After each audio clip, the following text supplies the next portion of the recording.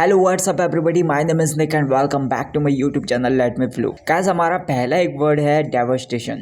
ये एक नाउन है, इसका मतलब होता है विनाश। मतलब बहुत गंभीर विनाश या फिर गंभीर हानि बोल सकते हो। मतलब विनाश एक ऐसी सिचुएशन हो गई जब किसी प्राकृतिक आपदा की या फिर जो नेचुरल डिजास्टर होती है उसकी वजह से किसी क्षेत्र में किसी चीज का या फिर कोई भी जमीन है उसको गंभीर नुकसान हो जाता है। जैसे बाढ़ आ जाती है या फिर जो भूकंप आ जाता है, उसके बाद का जो सीन होता है वो बहुत ज्यादा विनाशकारी होता है या फिर हानि पहुंचा देने वाला होता है। ऐसे ही युद्ध के बाद होता है, तो युद्ध के बाद भी यही सिचुएशन आ जाती है। विनाश वाली सिचुएशन या फिर हानि वाली सिचुएशन को आप डेवास्टेशन बोल सकते हो। तो यहाँ पर सिनोनिम्स है जैसे कि destruction, ruin, havoc, catastrophe, wreckage. Antonyms हैं रिपेयर, रिस्टोरेशन, रिकवरी, कंस्ट्रक्शन और प्रॉस्पेरिटी। तो यहाँ पर कुछ एग्जांपल्स देख लीजिए आप। The cyclone caused devastation in the coastal areas. मतलब जो साइक्लोन था या फिर जो चक्रवात था उसने कॉज्ड डेवास्टेशन, वो कारण बन गया विनाश का इन द कोस्टल एरियाज। जो तटीय क्षेत्र होते हैं उनमें जो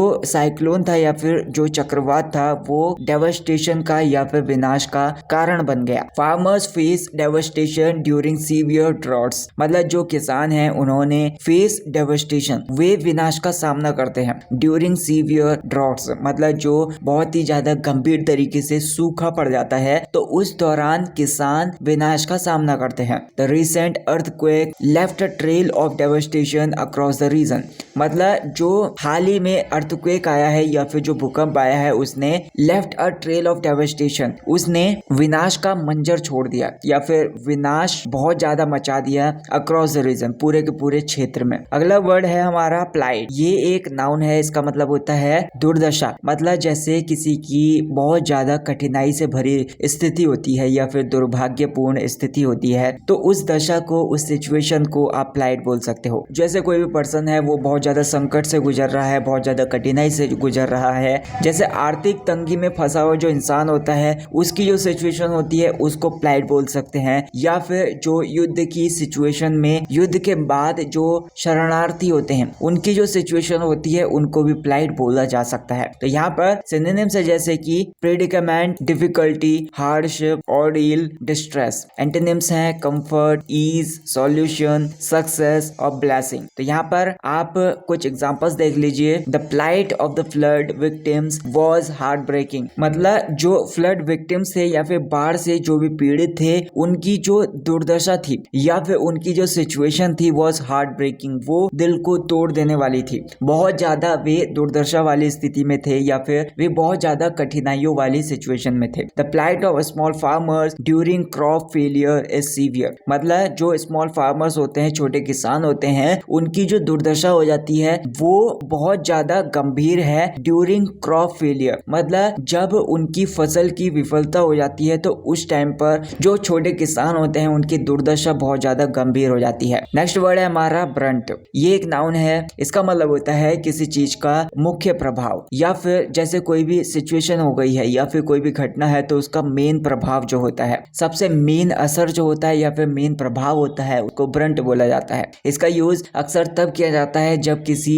नेगेटिव घटना का परिणाम मेन रूप से किसी पर पड़ता है, तो उस टाइम पर हमें अगर बताना है किसी को तो उस टाइम पर इसका यूज कर सकते हैं। तो सिनोनिम्स है जैसे कि इम्पैक्ट, बर्डन, फोर्स, प्रेशर और वेट। एंटोनिम्स हैं relief, support, ease, lighter, load, secondary effect. तो यहाँ पर आप एग्जांपल्स देख लीजिए। My mother always takes the brunt of household responsibilities. मतलब जो मेरी मम्मी है वो हमेशा जो हाउस होल्ड रिस्पॉन्सिबिलिटीज हैं या फिर घर की जो जिम्मेदारियां हैं उनका मेन भार जो होता है, जो मुख्य प्रभाव होता है या फिर मुख्य असर होता है, मेन जो भार होता है वो उठाती हैं। The car absorbed the brunt of the collision, saving the passengers। मतलब जो कार है उसने अब्सॉर्व कर लिया या फिर उसने सारा का सारा प्रभाव को झेल लिया अपने ऊपर, उसने सोख लिया प्रभाव को ऑफ कोलिजन। जो भी टकराव के बाद प्रभाव पड़ा था कार के ऊपर उसने सारा का सारा अपने ऊपर ले लिया। सेविंग द पैसेंजर, और इसकी वजह से जो भी पैसेंजर्स थे या फिर जो भी यात्री थे उनकी जान बच गई। नेक्स्ट वर्ड है हमारा रिलेंटलेस। ये एक एडजेक्टिव है, इसका मतलब होता है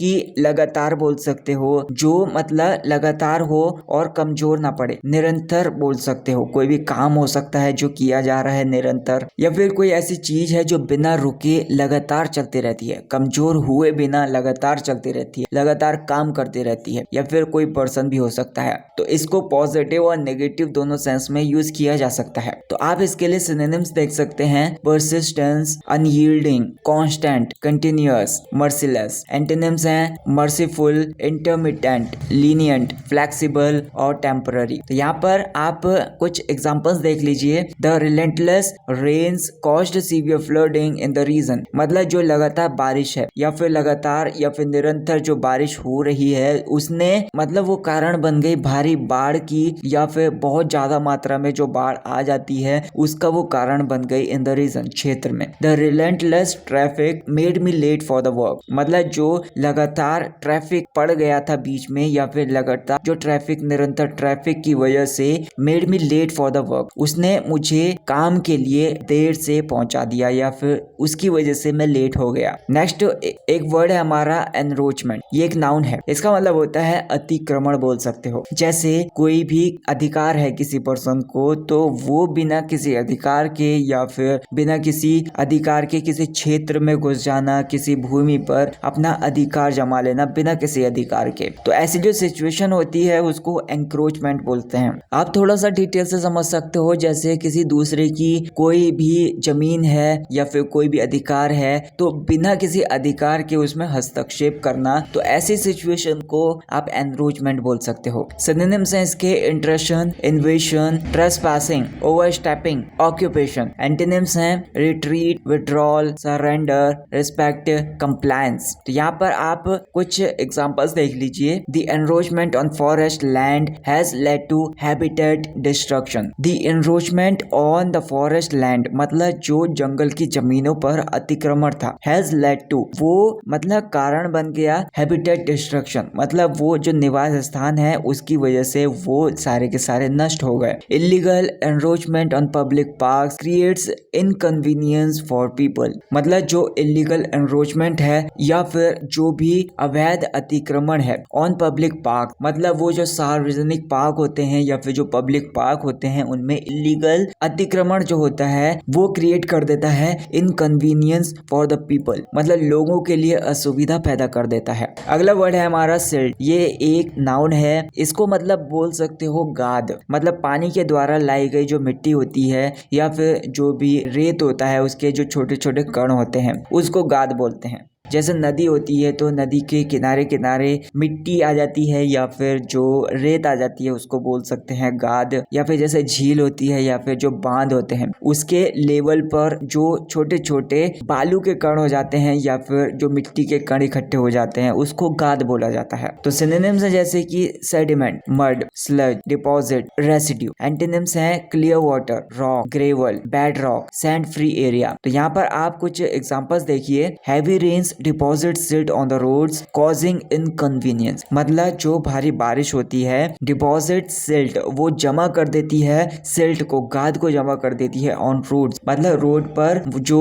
छोटे छोटे बालू के कण होते हैं या फिर जो मिट्टी के कण होते हैं वो जमा हो जाते हैं और उसकी वजह से असुविधा होती है। The garden pond requires cleaning to remove the accumulated silt, मतलब जो गार्डन का पॉन्ड है या फिर बगीचे का जो तालाब है रिक्वायर्स क्लीनिंग वो सफाई मांगता है या फिर वहां पर सफाई करनी होती है to remove the accumulated silt, जो वहां पर जमा गाद होती है या फिर जो मिट्टी इकट्ठा हो जाती है या फिर रेत इकट्ठा हो जाती है तो उसको हटाने के लिए। अगला वर्ड है हमारा बंड। ये एक नाउन है, इसका मतलब होता है बांध बोल सकते, मतलब बाढ़ को रोकने के लिए या फिर जल के लेवल को कंट्रोल करने के लिए जो मिट्टी से या फिर जो भी पत्थर से या फिर कंक्रीट लगाकर जो भी तटबंध बनाए जाते हैं या फिर जो बांध बनाए जाते हैं उनको बंड बोला जाता है। तो सिनोनिम्स हैं एम्बैंकमेंट, डाइक, लेवी, बैरियर और डैम। एंटोनिम्स हैं ब्रीच, गैप, ओवरफ्लो, ड्रेन और कोलैप्स। तो यहाँ पर आप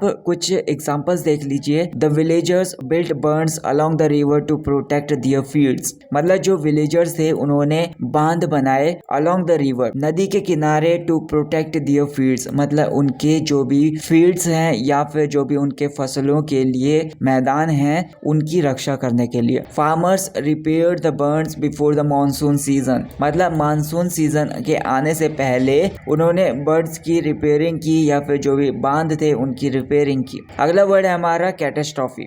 ये एक नाउन है, इसका मतलब होता है प्रलय, मतलब एक ऐसी घटना जो भारी तबाही लेकर आ जाए या फिर भारी नुकसान लेकर आ जाए, तो वो जो सिचुएशन होती है वो प्रलय कहलाती है। अब ऐसी प्राकृतिक आपदाएं होती हैं जैसे कि भूकंप आ जाता है या फिर बाढ़ आ जाती है, उसकी वजह से जो इंसानों की बहुत ज्यादा क्षति हो जाती है या फिर सामानों की, चीजों की, या फिर बहुत ज्यादा नुकसान हो जाता है, तो उस टाइम पर इसका यूज किया जा सकता है। तो सिनोनिम्स है जैसे कि डिजास्टर, कैलामिटी, ट्रेजेडी, हैवक और रूइन। एंटोनिम्स हैं blessing, success, prosperity, fortune, peace. तो यहाँ पर आप एग्जांपल्स देखिए। The tsunami caused a catastrophe in the coastal regions, मतलब जो कोस्टल रीजन्स थे या फिर जो तटीय क्षेत्र थे उनमें सुनामी जो आई थी वो कारण बन गई एक कैटास्ट्रॉफी की, वो प्रलय का कारण बन गई या फिर उसने प्रलय मचा दी उन तटीय क्षेत्रों में। The fire in the factory turned into a catastrophe for the workers, मतलब जो फैक्ट्री में आग लग गई थी वो कैटास्ट्रॉफी में बदल गई या फिर वो प्रलय बन गई फॉर द वर्कर्स के लिए। अग्रवेटिंग, ये एक एडजेक्टिव है, मतलब कोई भी सिचुएशन है जो कि बहुत ज्यादा खराब कर देने वाली है, कोई चीज है जो कि बहुत ज्यादा खराब कर देने वाली है। इसका यूज तब होता है जब कोई पर्सन होता है या फिर कोई भी सिचुएशन होती है या फिर ऐसी कोई चीज होती है जो किसी को समस्या में डाल देती है या फिर किसी को बहुत ज्यादा सीरियस या फिर बेकार बना देती है, खराब कर देती है उसको। इसकी वजह से जैसे कोई भी पर्सन होता है वो चिड़चिड़ा स्वभाव वाला हो जाता है या फिर वो परेशानी में हो जाता है मतलब। तो यहाँ पर आप सिनोनिम्स देख सकते हैं, irritating, annoying, exasperating, intensifying, provoking. Antonyms हैं alleviating, calmly, soothing, mitigating, easing. तो यहाँ पर आप कुछ एग्जांपल्स देख लीजिए। The lack of medical aid was aggravating the disaster in the flood hit areas, मतलब जो मेडिकल एड था उसकी कमी की वजह से या फिर जो चिकित्सा में सहायता थी उसकी कमी की वजह से वो एग्रीवेटिंग या फिर वो खराब कर रही थी द डिजास्टर, वो आपदा को खराब कर रही थी इन द फ्लड हिट एरियाज, जो भी बाढ़ से प्रभावित क्षेत्र थे उसमें जो चिकित्सा सहायता की कमी थी वो आपदा को और ज्यादा खराब कर रही। Loud music at night is aggravating for those who need to wake up early, मतलब जो लाउड म्यूजिक था रात में या फिर तेज जो म्यूजिक था रात में इज एग्रीवेटिंग, वो परेशान कर देने वाला था या फिर वो खराब कर देने वाला था या फिर और भी ज्यादा चिड़चिड़ा महसूस करा देने वाला था उन लोगों के लिए who need to wake up early, जिनको सुबह जल्दी उठना पड़ता है। नेक्स्ट वर्ड है हमारा इवेजन। ये एक नाउन है, इसका मतलब होता है चोरी बोल सकते हो। किसी चीज से बचने का काम जो होता है या फिर उसको टालने का जो काम होता है उसको इवेजन बोल सकते हो। खासकर बेईमानी से या फिर चतुराई से उससे बचने का जो काम होता है, या फिर जैसे कोई पर्सन है वो जानबूझकर जिम्मेदारियों से बचने की कोशिश करता है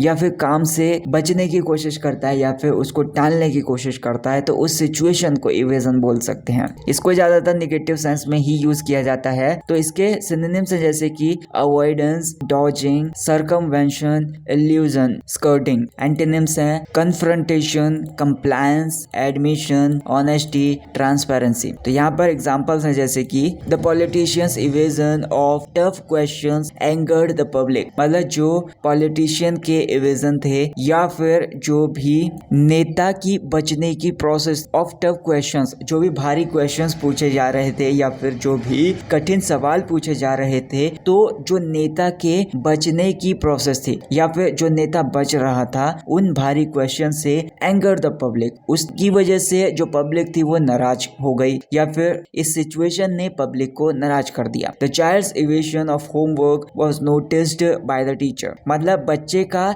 जो टालना था ऑफ होमवर्क को टालने की जो प्रोसेस थी बच्चे की या फिर उसकी जो आदत थी होमवर्क को टालने की, was noticed by the teacher, मतलब वो जो आदत थी टीचर के द्वारा नोटिस की गई। अगला वर्ड है हमारा डिलीजेंस। ये एक नाउन है, इसका मतलब होता है परिश्रम बोल सकते हो या फिर कड़ी मेहनत बोल सकते हो या फिर ध्यान से काम करने की जो आदत होती है उसको भी डिलीजेंस बोला जाता है। इसका सिनोनिम्स है जैसे कि hard work, persistence, commitment, thoroughness, dedication. Antonyms हैं negligence, laziness, carelessness, indifference, sloppiness. तो यहाँ पर आप कुछ एग्जांपल्स देख लीजिए।